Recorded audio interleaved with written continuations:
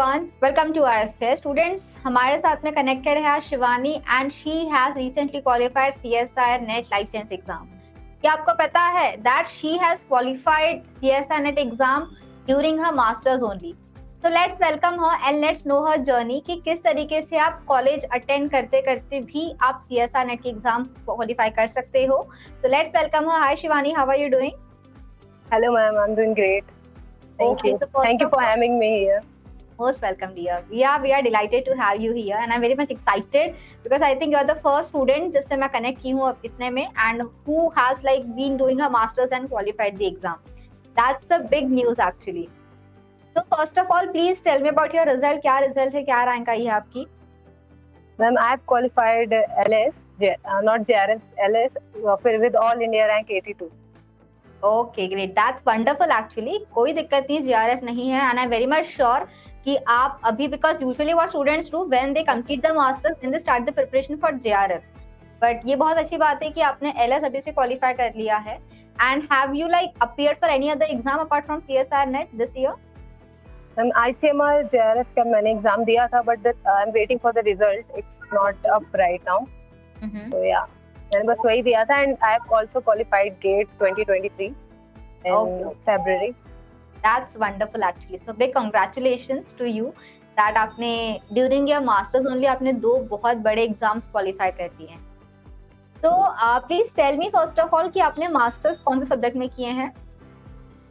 Ma'am masters in zoology, MSc zoology मैंने किया है. Okay, great. Okay, so first of all, I'm very excited to know this thing कि भाई आपने कैसे मैनेज किया, आपका क्या शेड्यूल हुआ करता था, कि आप किस तरीके से कॉलेज और आपने ये पढ़ाई मैनेज की है, how you did this? Ma'am, I have following JRF YouTube channel. JRF का मैंने बहुत टाइम से फॉलो कर रही हूँ. I mean it's 1.5 year almost.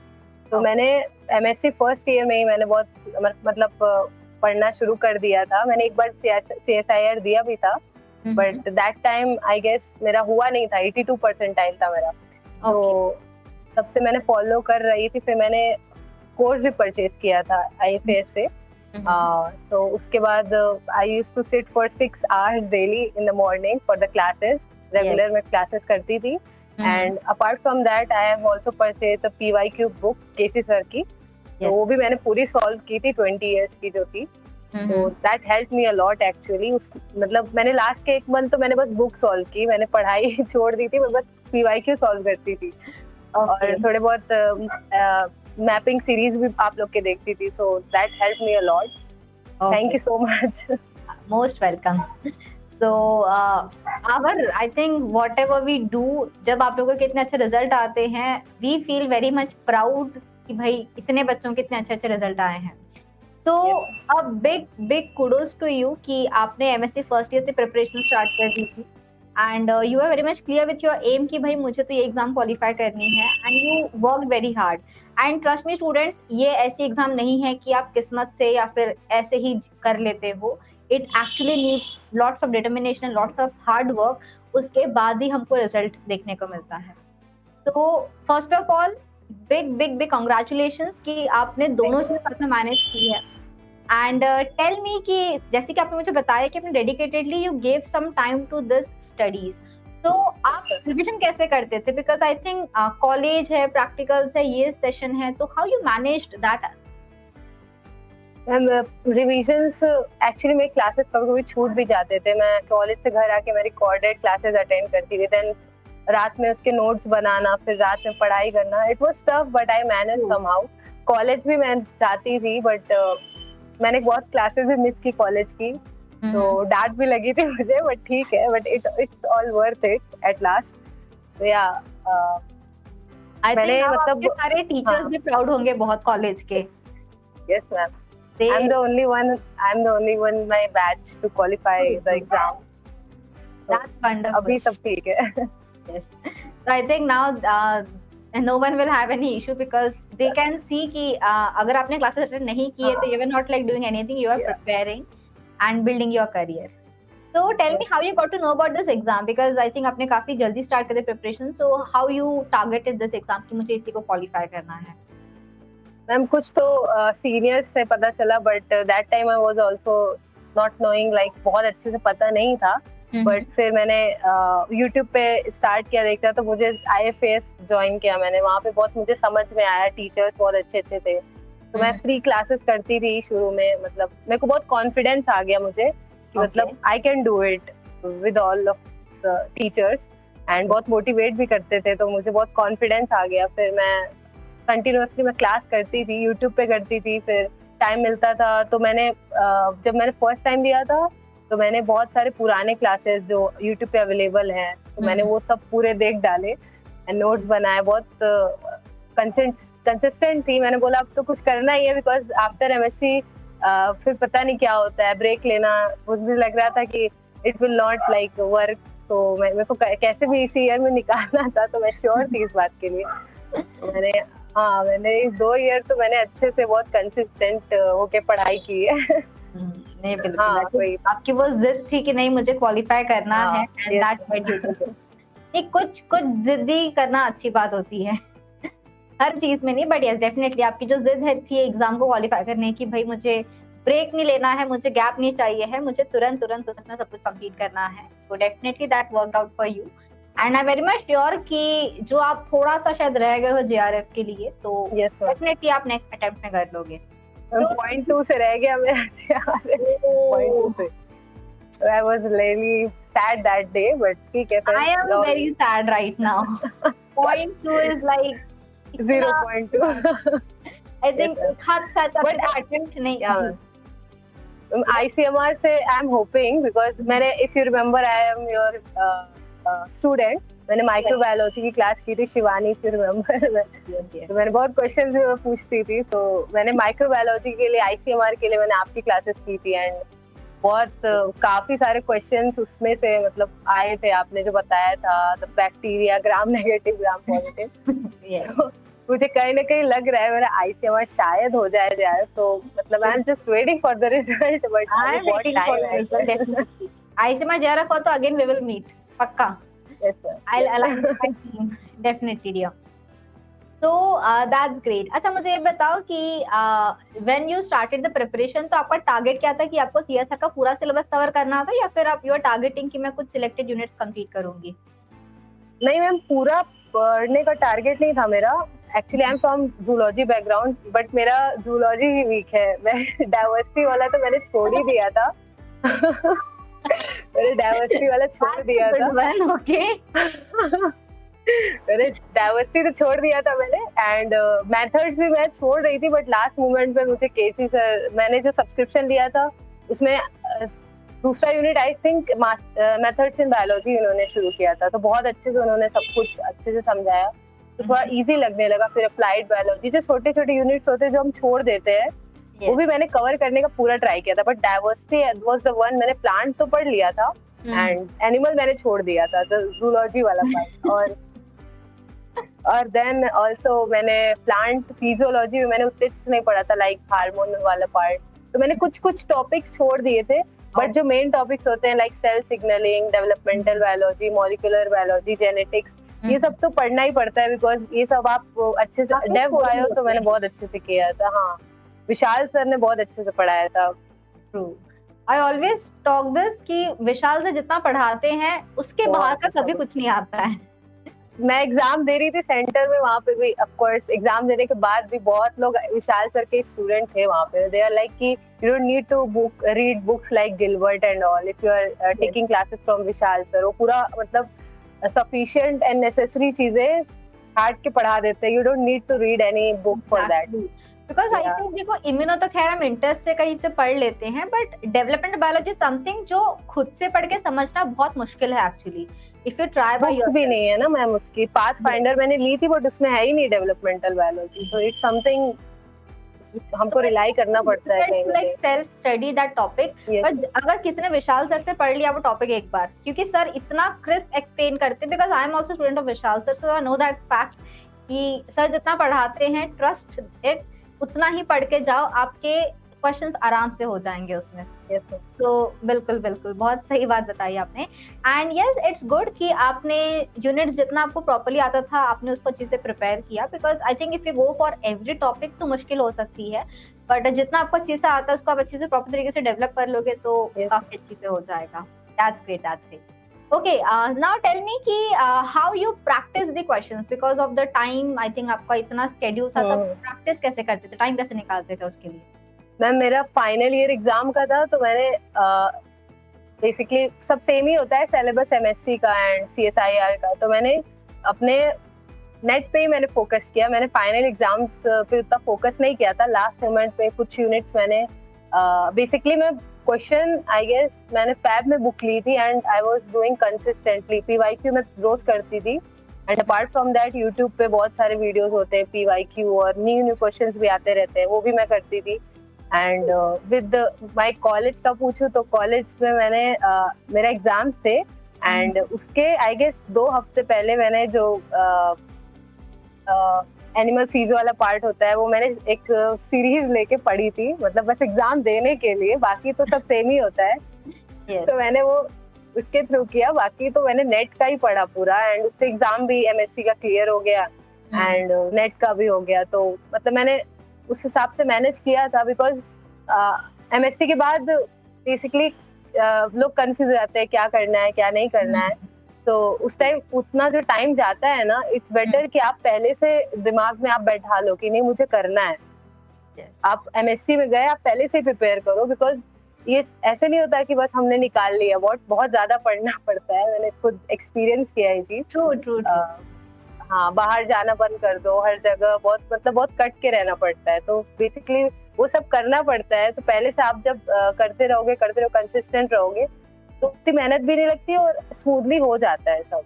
अब अचानक से इतना पढ़ना इट्स जस्ट टू मच। अगर एक बार छूट गई तो फिर पढ़ना वापस से मुश्किल होता है। But when you are a student you keep on studying and definitely उसके साथ साथ में तो हो जाएगा।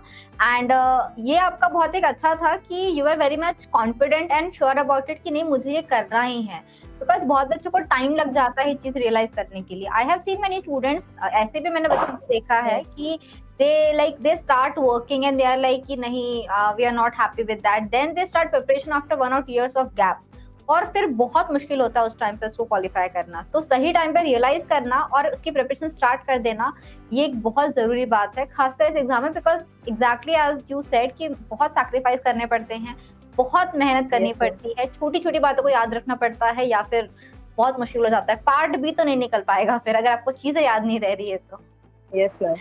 तो टेल मी कि जब आप संडे टेस्ट देते थे तो उसका क्या एक्सपीरियंस था एंड संडे टेस्ट से क्या क्या लर्निंग्स ली थी आपने?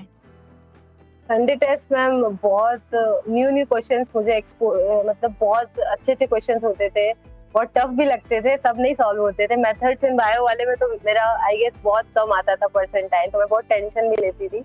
बट केसी सर ने एंड सबने बहुत मोटिवेट किया था कि नहीं इट्स ओके, अगर आपका इतना यहाँ पे आ रहा है तो आप एग्जाम में बैठोगे तो इससे बहुत ज्यादा आएगा, बिकॉज हम क्वेश्चन उस हिसाब से बनाते हैं कि आपका कम भी आएगा तो आप उधर क्रैक कर लोगे। तो संडे टेस्ट में अच्छी यूनिट्स जो होती थी, सेल बायो, मॉल बायो, सब में मेरे आते थे 60, 70, 80, कभी कभी 90 भी आ जाते थे। बट कुछ टफ यूनिट्स जो मुझे प्रॉब्लम देती थी उसमें कम आते थे, बट मैं प्रैक्टिस करती थी बाद में क्वेश्चंस क्या मैंने गलत किया।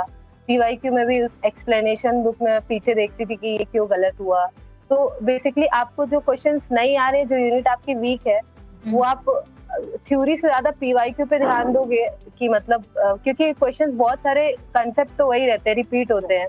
तो आप जब पीवाईक्यू पे ध्यान दोगे तो आपको पता चलेगा कि आप कहाँ लैग कर रहे हो, कहाँ पे आपकी चीजें गलत हो रही है। तो that will help you a lot, because आप सिर्फ पढ़ते जा रहे हो, you are not solving the questions. तो आपको पता नहीं आप कहाँ खड़े हो, कहाँ स्टैंड कर रहे हो। So it will not help you, बस आपके दिमाग में वो चीज बैठती जाएगी बट कहीं वो चीज फिर गायब हो जाएगी। तो क्वेश्चंस तो बहुत जरूरी होते हैं लगाना। नहीं, ये बहुत सही बात है, क्योंकि एज वी ऑल से कि सीएसआर नेट में आपको रिवीजन प्रैक्टिस पढ़ाई तो करनी है, पर अनलेस यू प्रैक्टिस तब तक आपका कुछ नहीं हो सकता। आपको प्रैक्टिस करने से, बिल्कुल सही बताया आपने कि क्वेश्चन कॉन्सेप्ट रिपीट होते हैं, सेम कॉन्सेप्ट पे काफी बार क्वेश्चंस आते हैं, तो एक आइडिया समझ में आता है कि इस सवाल को पढ़ के कैसे सोचना है, कैसे सॉल्व करना है। लेंदी क्वेश्चन है तो आपके खुद के ट्रिक्स बनाते हो आप कि भाई इसको हम पहले एक फ्लो शीट के फॉर्म में लिख लें क्या, या अंडरलाइन करके कैसे सॉल्व करना है, वो आपके ऊपर आपकी स्ट्रेटेजी डिसाइड करता है, आप खुद बनाते हो। ये बहुत सही बात है आपकी कि प्रैक्टिस क्वेश्चंस बहुत जरूरी है। तो on that note please tell me कि मैं हमेशा ये मानती हूँ कि जो जितना प्रैक्टिस करता है पार्ट्स ही उतना ईजी होता है उनके लिए कि 75 में से 25 ढूंढना काफी आसान हो जाता है। तो how is it for you, या डिफिकल्ट होता है 75 में से 25 ढूंढना? क्या था आपका? मैम मैपिंग सीरीज में केसी सर ने बहुत अच्छे से बताया था कि मैच द फॉलोइंग पहले करना, तो मैंने तो वही किया। मैं जब एग्जाम हॉल में गई तो कभी भी ना एक सेक्शन पे उन्होंने बोला था रुकना नहीं, मतलब आप पहले से दिमाग में बैठा के जाओ मुझे कैसे टारगेट करना है, कितने क्वेश्चंस लगाने हैं, कितने मतलब कर लूं कि इतने मार्क्स बन जाए, तब आपका तो आप एकदम मतलब टारगेट सेट करके जाओ। तो मैं जब एग्जाम में गई तो मैंने पार्ट ए से शुरू किया था, बट ऑफकोर्स पार्ट ए उतना इजी नहीं होता हम बायो वालों के लिए, तो मैंने छोड़ दिया। फिर बी से शुरू किया, फिर मैं सी पे गई। सी पे मैंने पहले मैच द फॉलोइंग देखा, कितने मैच द फॉलोइंग, मैंने जितने आ रहे थे सब कर लिए। देन आफ्टर दैट मैंने मैंने वो सारे क्वेश्चंस की जिसमें मैं श्योर थी कि नहीं, फिर स्टेटमेंट वाले किए विद एलिमिनेशन मेथड से। तो फिर मैं बी पे आई। बी पे तो आपको बेसिकली बी पे तो आपको सबसे ज्यादा ध्यान देना पड़ता है, क्योंकि आप बी पे उतने सारे चॉइस नहीं होते। 50 क्वेश्चंस में से आपको 35 करने होते हैं, तो बहुत सारे चॉइसेस नहीं होते। तो मैंने बी सेक्शन पे भी ध्यान दिया था। आफ्टर दैट मैं लास्ट में फिर ए पे गई, तो मुझे तो थोड़े बहुत क्वेश्चन आ रहे थे वो मैंने किया। बट सी सेक्शन में मैंने मैच द फॉलोइंग और स्टेटमेंट वाले क्वेश्चन पहले टारगेट किए थे। 25 मैंने पूरे टारगेट किए थे, आ रहे थे मुझे जितने, मैंने 25 करे थे, ट्राई किया था। बिकॉज नेगेटिव मार्किंग के बाद क्या होता है, आपने ऑलरेडी कम अटेम्प्ट किए हैं, फिर वो बाद में चले जाते हैं, मार्क्स अच्छे नहीं आते, तो उतना टारगेट तो करना ही पड़ता है आपको 20-25। यस, तो definitely that is absolutely true. देखो बच्चों, आपको 25 ढूंढने हैं। It's not like if you solve 25 difficult questions तो आपको ज्यादा मार्क्स मिलेंगे, नहीं। सिंपल ढूंढो। मैच द पेयर सबसे इजी होते हैं, बिकॉज आई थिंक आपने एक दो भी मैच कर लिया तो आपके answers you can easily eliminate and you can score good marks. और मुझे लगता है कि शुरुआत में अगर आपने सपोज 10 मिनट में भी अगर आपने 5-6 क्वेश्चन भी सॉल्व कर लिए तो आपको कॉन्फिडेंस इमीडिएटली वहीं बूस्ट हो जाएगा, और पूरा पेपर आप एक स्माइल के साथ में विद वो ना अंदर से खुशी होती है, हम वैसे सॉल्व करते हैं। अगर शुरुआत में शायद कुछ नहीं जम रहा हो या आप बार बार रिपीट कर रहे हो तो हम पैनिक हो जाते हैं, that affects the entire paper. So definitely look for the easier questions first, तो ट्राई कर उसको सॉल्व करो, उसके बाद आप आराम से पूरा पेपर कर सकते हो। तो that's wonderful. Okay, so tell me कि जब आप एक पेपर देते थे तो आप एक एवरेज टाइम कैसे रखते हो पार्ट ए, बी और सी के लिए? कितना टाइम आप किस सेक्शन को देते थे? मैम सबसे ज्यादा टाइम तो मैंने सी सेक्शन में ही दिया। सबसे मतलब मेन मेरा वही था, बी और सी। बट अगर डिस्ट्रीब्यूशन की बात करें तो आई गेस 3 घंटे में से आपको लास्ट के 60 मिनट्स 1 घंटे तो सी को देना ही पड़ेगा, बिकॉज वो सबसे ज्यादा मार्क्स कैरी करता है। एंड ए पे ज्यादा टाइम नहीं वो करना चाहिए, पैनिक नहीं करना चाहिए, क्योंकि ए सेक्शन हम लोग का बहुत वीक होता है।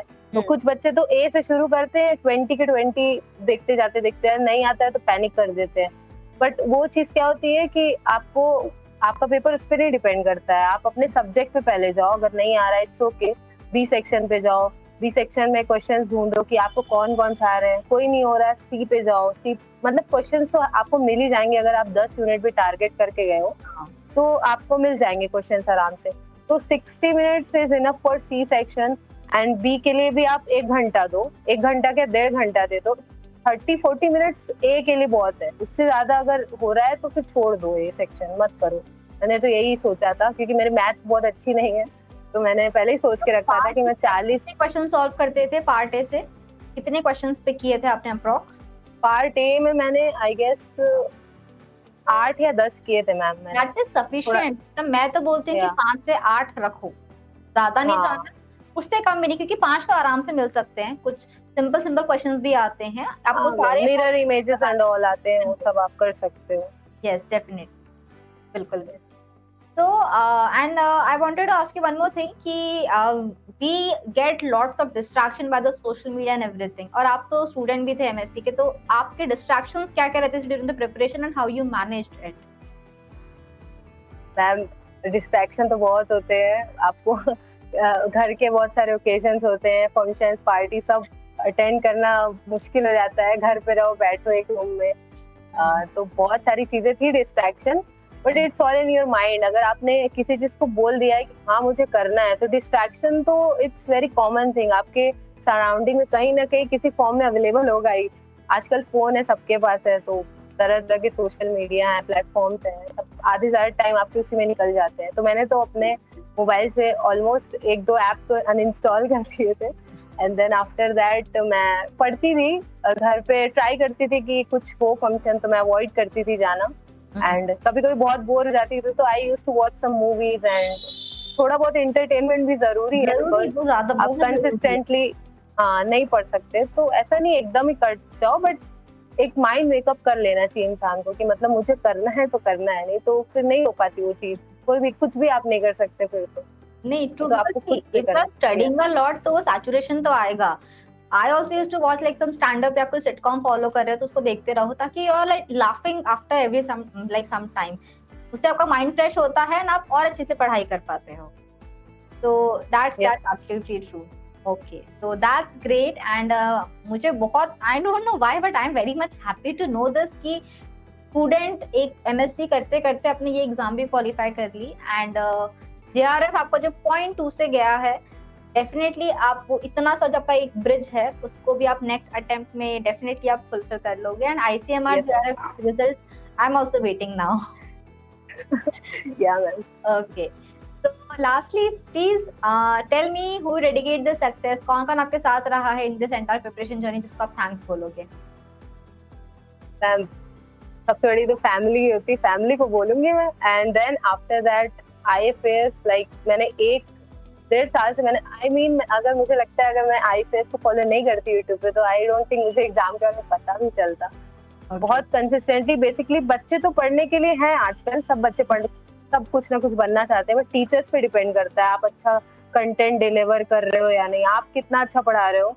एंड आई रिमेम्बर जब मैंने सब्सक्रिप्शन लिया था, मेरी 8 बजे क्लास होती थी एंड 8 से आई गेस 10:30 या 11, कभी कभी 11 बज जाते थे, केसी सर उठते ही नहीं थे, वो बोलते थे नहीं और कंप्लीट करके ही जाऊंगा।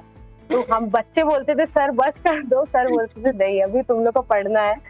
उसके बाद सेकंड क्लास होती थी मेरी, आई गेस 2 बजे तक चलती, 6 घंटा, मतलब आपको उठना नहीं, 10 मिनट का ब्रेक देते थे वो लोग।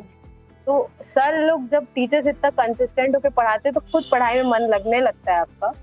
तो वो चीज बहुत हेल्प किया मेरे मतलब पहली बार में मेरा 82 या 83% आया गया, तभी मैं कॉन्फिडेंट हो गई थी कि मैंने यूट्यूब से पढ़ के कर लिया। तो थोड़ा और हेल्प कर मतलब सब्सक्रिप्शन लेके मुझे हेल्प हो जाएगा। तो IFAS ने बहुत हेल्प किया मेरा एंड मतलब बहुत हेल्प किया मुझे, तो thank you so much to all of you. आपको केसी सर को, विशाल सर, सबने, प्रांशु सर, सबने बहुत अच्छा पढ़ाया मुझे। Thank you so much. And lastly please tell me कि आप जो न्यू एस्पिरेंट्स को आप क्या टिप्स दे सकते हो, जो भी हमारे न्यू बच्चे जो एग्जाम देने वाले हैं, आपकी तरफ से कोई मैसेज, कोई टिप उनके लिए प्रिपरेशन? पहली बात तो वही घबराना नहीं है जैसे कैसे बोलते हैं।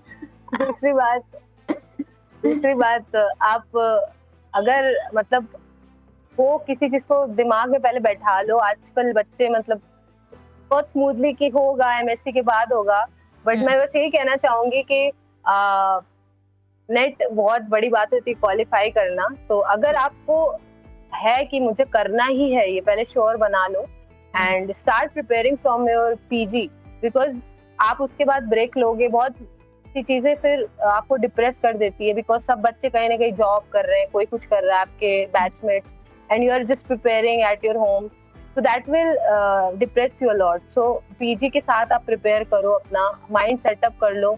आप कॉलेज जा रहे हो, कॉलेज से वापस आ रहे हो, आप सब्सक्रिप्शन ले लो, आजकल IFAS का सब्सक्रिप्शन यू कैन, और नहीं हो पा रहा तो यू कैन यूज यूट्यूब, बहुत सारी फ्री क्लासेस अवेलेबल है वहाँ पे।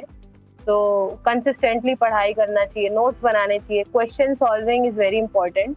आप क्वेश्चन सॉल्व करो, नहीं समझ आ रहा तो कॉलेज में पूछो, अपने प्रोफेसर से पूछो, नहीं तो यूट्यूब पे भी आप पूछ सकते हो। तो अपना आप पहले से ही प्रिपेयर करना स्टार्ट कर दो। एंड लास्टली बहुत ज्यादा किसी चीज को बड़ा नहीं बनाना चाहिए, तो स्मूथली लेकर जाओ, धीरे धीरे पढ़ो, सब धीरे धीरे कंप्लीट करो, हो जाता है। तो मैं यही कहना चाहूंगी। तो thank you, that was a lovely message actually. बच्चों देखो, सबसे पहले तो घबराना नहीं है बिल्कुल और कंसिस्टेंटली स्मूथली पढ़ते रहो, टेंशन मत लो किसी भी चीज का, just keep your pace and you always, and if Shivani can do, you guys also can do definitely. तो thank you so much Shivani for joining us and बहुत मजा आया आपसे बात करके and I am very much happy बहुत बुरा मुझे भी फील हुआ दैट 0.2% का, but I am very much sure कि आईसीएमआर का जेआरएफ बिल्कुल आपका रहेगा and we will meet very soon and I wish you all the very best and I hope that आपका जो जेआरएफ नेक्स्ट अटेम्प्ट पे तो डेफिनेटली कंप्लीट कर लोगे, ये विश करने की भी जरूरत नहीं, मुझे पता है आप कर लोगे और all the very best and a big congratulations that you have achieved such a big milestone at such a early in your life. Now to all the aspirants out there, बच्चों ध्यान रखो कि it is possible. जो आप रोते हो ना ma'am नहीं हो रहा है, मैम टाइम नहीं मिला, मैम टाइम कम पड़ जाता 6 महीना, बच्चों अगर कोई एमएससी के साथ साथ कर सकता है JRF CSR net exam qualify तो और जेआरएफ के इतने करीब जा सकता है तो आप तो आराम से जा सकते हैं। तो just prepare well and consistently prepare करोगे तो the result is yours. So see you all very soon everyone and कोई भी queries है about the exam do pin in the comment box. Till then everyone, bye bye, take care, have a great day and a very happy learning.